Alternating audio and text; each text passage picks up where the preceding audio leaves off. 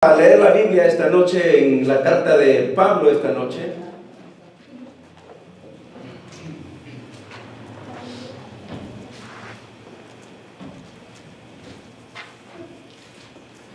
Vamos a leer a Colosenses en el capítulo 2, versículo 1 hasta el versículo 8. Muy bien, vamos hermanos, hasta el versículo 10. Colosenses 2, 1 al 10. Muy bien, dice la palabra de Dios esta mañana: porque quiero que sepáis cuán gran lucha sostengo por vosotros y por los que están en la Odisea y por todos los que nunca han visto mi rostro, para que sean consolados sus corazones, unidos hasta alcanzar todas las riquezas de la espiritualidad.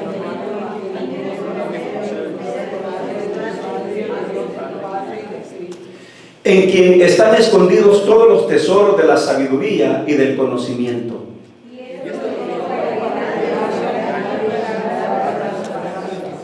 Porque aunque estoy ausente en cuerpo, no obstante en espíritu estoy con vosotros, gozándome y mirando vuestro buen orden y la firmeza de vuestra fe en Cristo.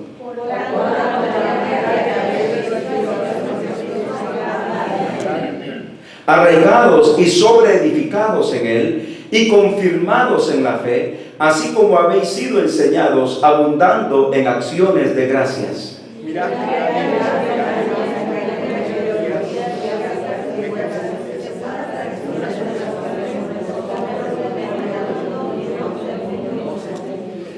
Porque en Él, hablando de Cristo, porque en Cristo habita corporalmente toda la plenitud de la deidad.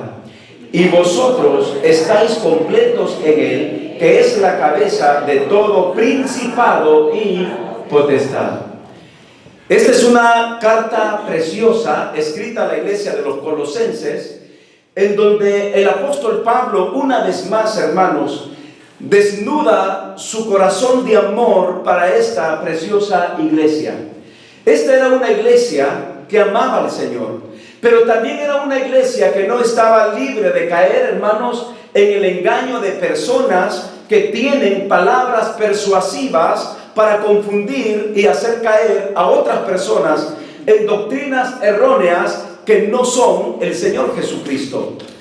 Cuando estudiamos la carta del apóstol Pablo a los Gálatas, nos vamos a dar cuenta que también el apóstol Pablo a los Gálatas les hace como una, ¿cómo decirles? Como una reprensión, en el sentido de que los Gálatas querían volver incluso a los rudimentos de atrás. Y el apóstol Pablo tiene que decirles que si algún ángel, si alguna persona o un ángel viniera del cielo y les predicara otro evangelio que fuera diferente al que Pablo y Jesús había enseñado, ¿qué dice la Biblia? Que sea anatema.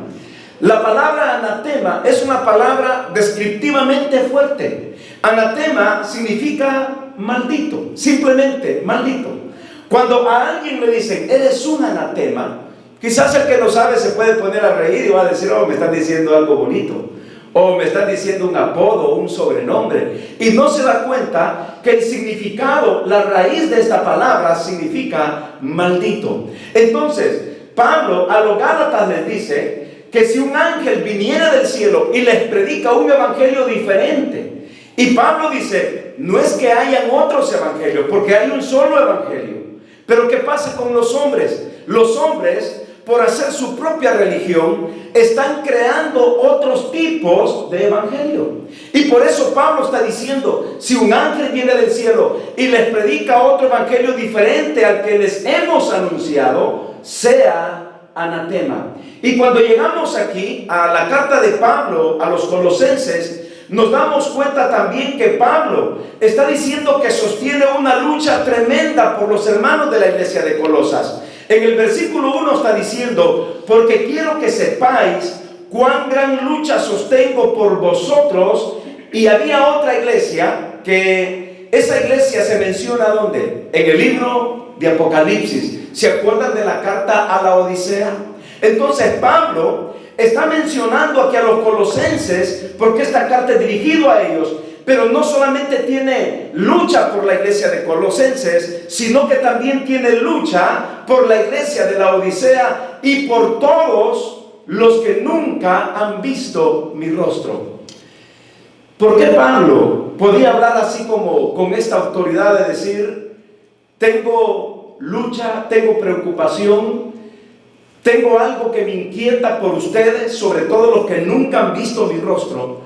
Porque los que habían convivido con Pablo, los que habían visto personalmente a Pablo, los que habían conocido a Pablo, sabían que Pablo era de raíces profundas en Jesús. Sabían que Pablo doctrinalmente estaba, pero hermanos, tan equipado que todos los que conocían el carácter espiritual de Pablo sabían que lo que Pablo escribía, lo que Pablo predicaba, lo que Pablo decía, lo hacía, hermanos, con autoridad, bajo la autoridad del Espíritu Santo. Entonces ahora Pablo dice, estoy preocupado por aquellos que nunca han visto mi rostro. ¿Cuál era la preocupación de Pablo? Lo vamos a ver más adelante. Pero en el 2 que dice Pablo, para que sean consolados sus corazones, unidos en amor, hasta alcanzar todas las riquezas de pleno entendimiento, a fin de conocer el misterio de Dios el Padre y de Cristo. Miren, hermanos, Pablo, aparte de estar preocupado por estas dos iglesias, también está preocupado para que ellos sean consolados y que cada corazón de ellos estén unidos en amor. ¿Qué pasa cuando una iglesia no está unida en amor? Lo contrario. Cuando hay amor, ¿qué hay? Hay comprensión. Cuando hay amor, hay unidad. Cuando hay amor, hay respeto. Cuando hay amor, hay compañerismo. Cuando hay amor, hay comunión. Cuando hay amor, sobrellevamos las cargas los unos de los otros. Cuando estamos unidos con un solo corazón, hermanos, Dios bendice. Y Pablo está diciendo que él está preocupado también porque él desea que los corazones de ellos sean consolados, unidos en amor, hasta que lleguen a alcanzar las riquezas de todo el entendimiento y el conocimiento del misterio de Dios el Padre y de Cristo. En otras palabras, la preocupación de Dios sigue siendo la misma para cada uno de nosotros. En este caso literal, fue el corazón de Pablo hacia la iglesia de Colosenses. Pero ¿cuál es el deseo de Dios? El corazón de Dios. ¿Cuál es la inquietud de Dios? La inquietud de Dios es que cada día nosotros le conozcamos a Él plenamente, a Él y a su Hijo Jesucristo.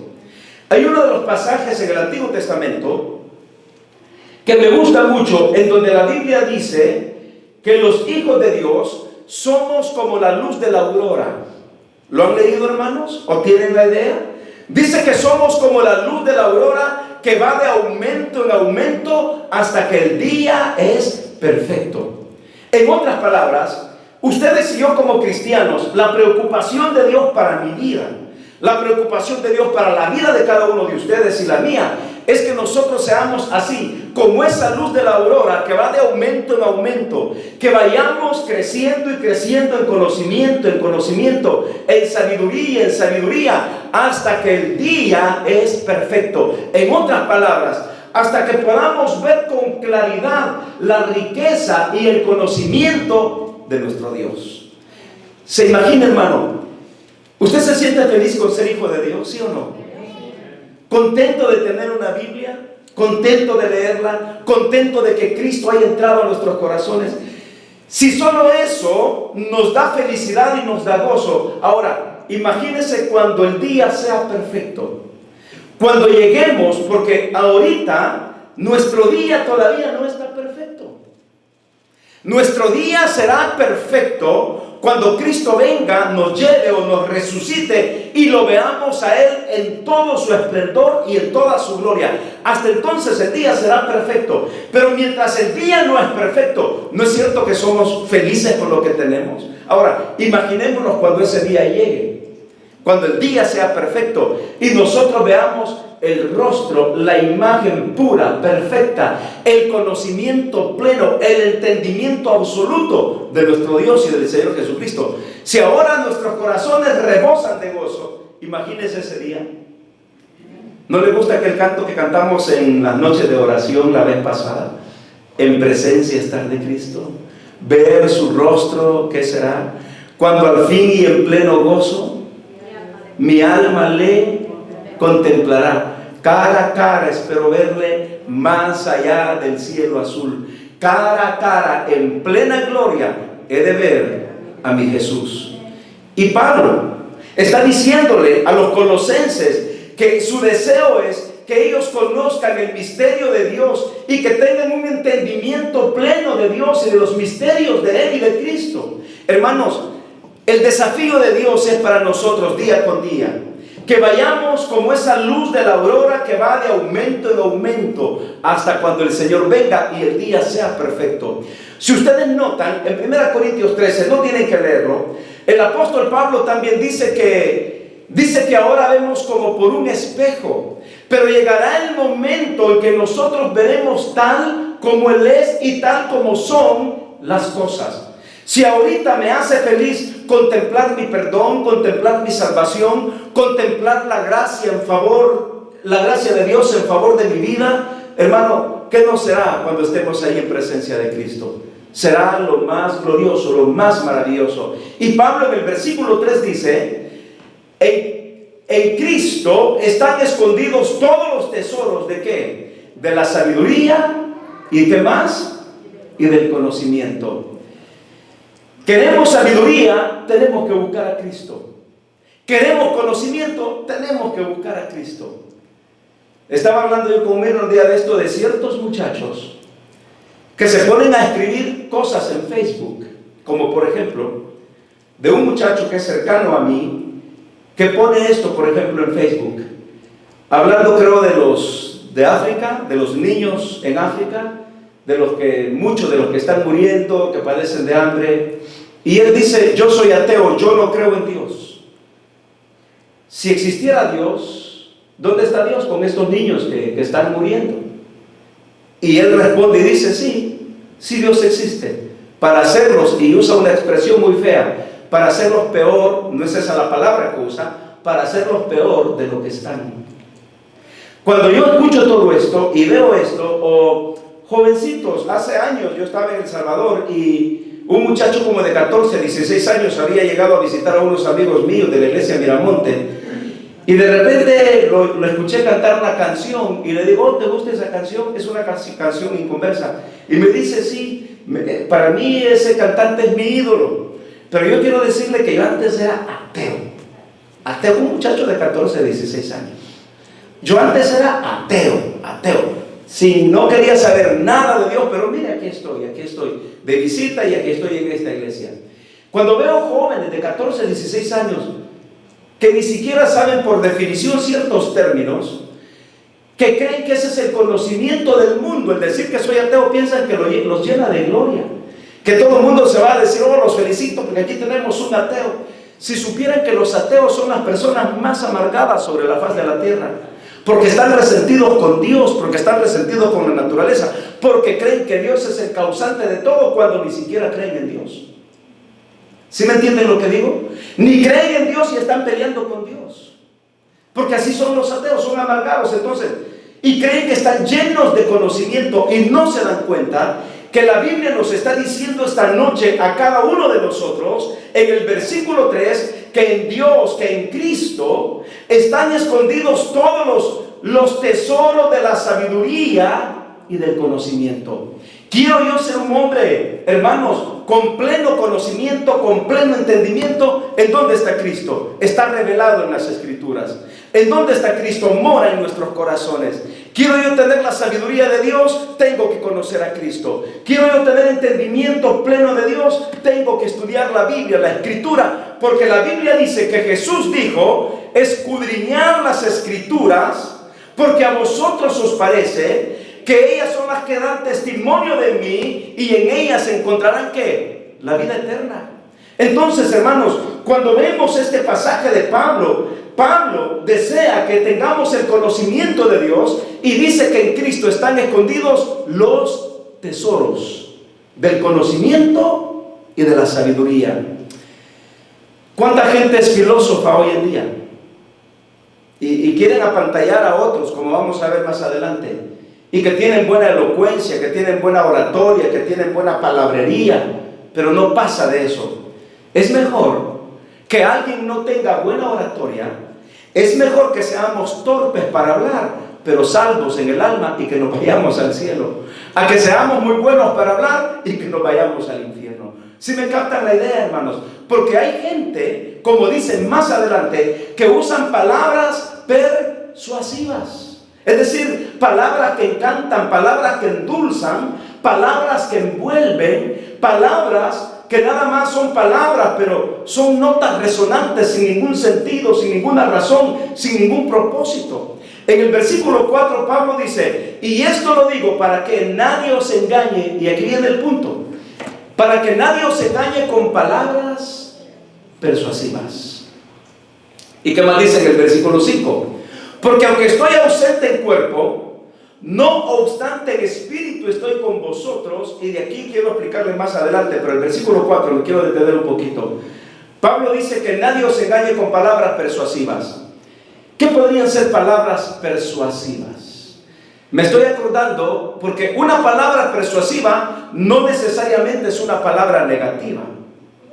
¿Se acuerdan cuando el rey Agripa, cuando Pablo es llevado ante el rey Agripa, y Pablo comienza en Hechos 24 y 26, comienza a dar su testimonio y le dice, mira rey Agripa, mi vida antes de conocer a Cristo era esto, mi vida desde el momento en que conocí a Cristo fue esto, y mi vida después de conocer a Cristo fue esto. Al final, ¿qué le dijo el rey Agripa?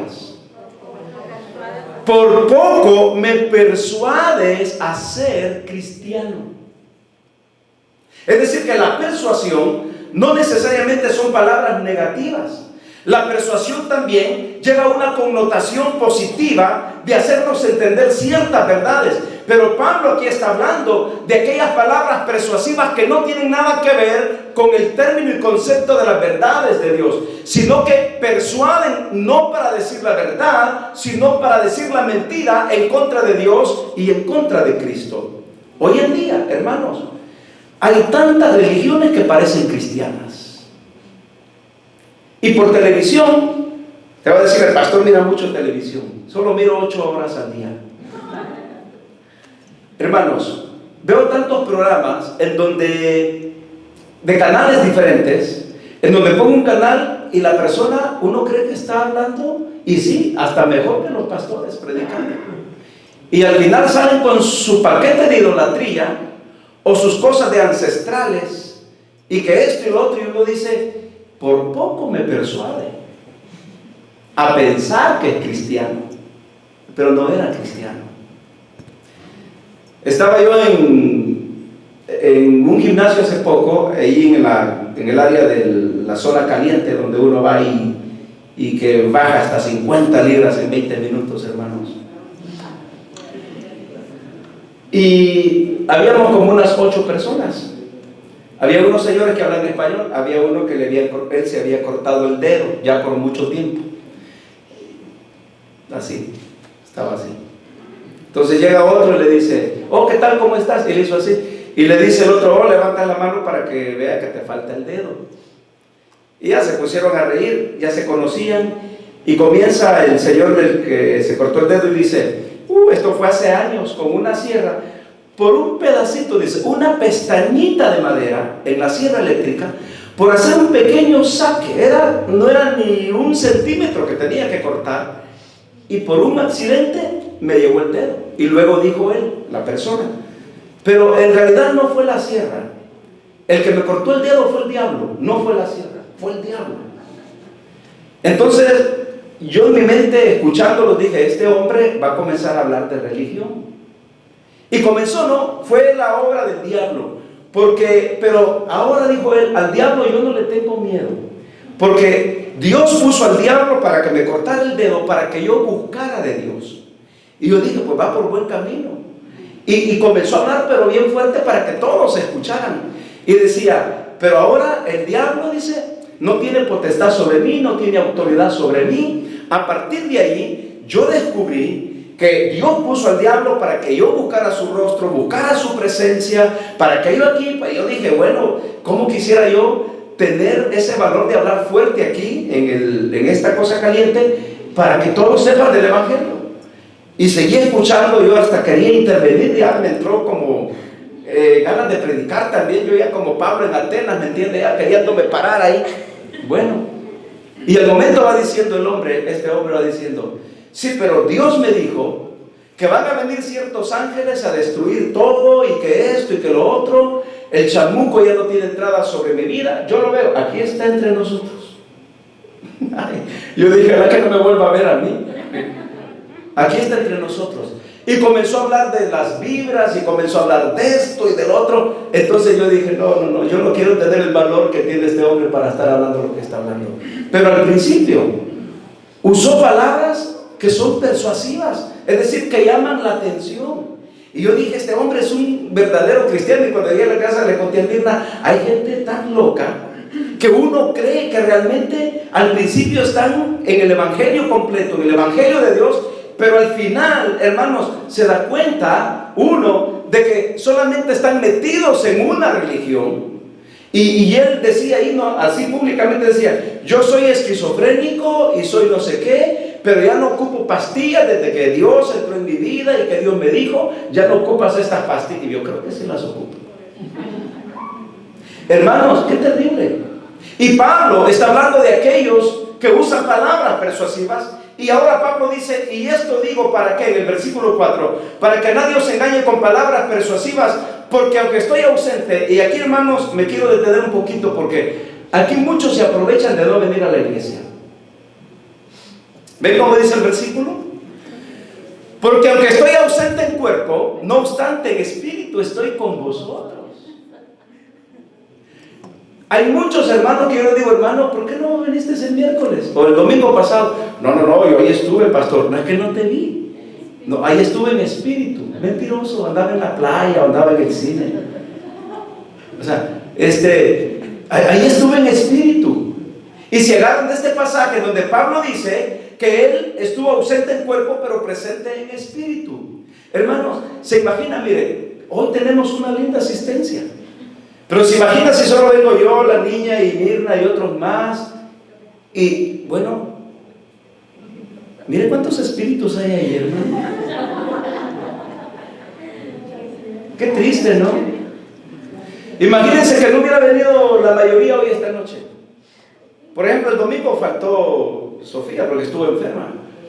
Pero aquí estuvo el espíritu, ¿no vieron cantar ahí? Qué terrible. Hay gente que dice, no, yo no voy a la iglesia porque voy en espíritu. Y no se dan cuenta que cuando una persona dice eso es porque ya está muerta. Porque tú no puedes sacar a tu espíritu del cuerpo, porque cuando sacas el espíritu del cuerpo o el espíritu te abandona, tu cuerpo se queda sin vida, porque lo que le da vida al cuerpo es el espíritu. ¿Sí entienden lo que dice, lo que digo, hermanos? Porque la Biblia dice en Santiago que la muerte es la separación del cuerpo y del espíritu. ¿Qué es lo que le da vida al cuerpo? ¿Qué es lo que le dio vida al polvo, al muñeco formado del polvo? ¿Qué fue lo que le dio vida? El soplo, el espíritu, el aliento de Dios. Dios le hizo y apareció. Dios nos dio ¿qué? Aliento de vida. Pero cuando este aliento de vida sale, el cuerpo se muere. Y hay gente que dice, no, ahí estuvo en espíritu, entonces estás muerto. Hermanos, lo que Pablo está tratando de decir es que, aunque estoy ausente en cuerpo, no obstante en espíritu estoy con vosotros, gozándome y mirando vuestro buen orden y la firmeza de vuestra fe en Cristo. Es que, aunque Pablo estuviera donde estuviera, su pensamiento, su corazón estaba con los hermanos de Colosenses. En otras palabras, no es que él se separaba del cuerpo y el espíritu, y ahí andaba el espíritu y dice, hola hermano Johan, ¿cómo estás? O pasa el espíritu a predicar, ¿me entienden? Hermanos, no he venido en cuerpo, pero estoy en espíritu, que Dios los bendiga. Salimos todos corriendo. ¿Se imagina usted yo el domingo? Que no me vean y yo predicando ahí arriba. O vamos a suponer que solo ven mi traje, pero no ven mi cabeza ni mi mano, solo el saco moviéndose, y el espíritu anda dentro del saco. Hermano, sería lo más terrible. Y hay gente que dice, yo no voy a la iglesia, pero ahí estoy en espíritu. Yo no quiero los espíritus, Dios no quiere los espíritus. Dios nos quiere en cuerpo, en alma y en espíritu. Ahora, el versículo 6, ya voy a terminar. Pablo dice, por tanto, y con esto terminó, por tanto, de la manera en que habéis recibido al Señor Jesucristo, ¿qué dice Pablo? Andad en Él. Yo le pregunto a usted esta noche, ¿cómo usted recibió a Cristo? Usted lo recibió por fe. Yo recibí a Cristo por fe. Y si recibí a Cristo por fe, entonces yo tengo que andar en Cristo por la fe. No debo de andarlo de otra manera más que por la fe. Por eso Pablo dice, arraigados, o por tanto, de la manera que habéis recibido al Señor Jesucristo, andad en Él. Y la enseñanza terminaría, arraigados y sobreedificados en Él y confirmados en la fe, así como habéis sido enseñados, abundando en acciones de gracias. Hermanos, qué preocupación de Pablo, para que su iglesia tuviera un conocimiento pleno de Dios y de Cristo, para que su iglesia tuviera corazones consolados, unidos en un amor, para que nadie los engañe con palabras persuasivas. En el mundo, hermanos, hay religiones, hay sectas, hay teorías que quieren destruir nuestra fe. ¿Se acuerda mi mensaje del domingo pasado? ¿Alguien recuerda el mensaje? ¿Sobre qué hablé? A mí ya se me olvidó. No creo que se me ha olvidado. ¿De qué prediqué el domingo? ¿Cuántos vinieron el domingo? Levanten la mano, hermanos. O vinieron solo los espíritus porque no se acuerdan. Muy bien. Hablé sobre el poder de las convicciones. El mundo a toda costa va a pretender quebrar, destruir, hundir, aniquilar, hacer pedazos nuestras convicciones.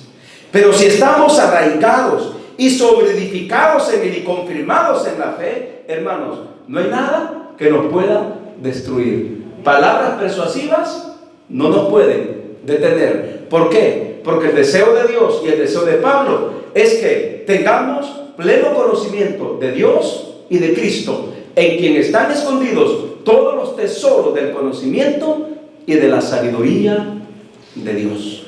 Vamos ahora. Padre, queremos darte gracias, Señor, por tu palabra, gracias por tu amor, gracias por tu presencia entre nosotros. Te pedimos que nos bendigas, que nos guardes. Bendice a cada uno de mis hermanos y de mis hermanas. Y también te pido, Señor, para que nos guardes a todos. Bendice, Dios, a los hermanos que están enfermos todavía. Pongo en tus manos a mi hermana Ramona, Señor, para que tú la sanes, para que tú la alivies ahí en el hospital en donde está. Te pedimos, Señor, que hagas una obra completa, maravillosa en su cuerpo. Ayúdala, Padre, bendícela. Aquellos hermanos que están enfermos, pon tu mano sobre ellos. Señor, restaura nuestras vidas, guárdanos y sosténnos siempre. Bendice nuestros diezmos y bendice nuestras ofrendas. En el nombre de tu Hijo Jesucristo. Amén.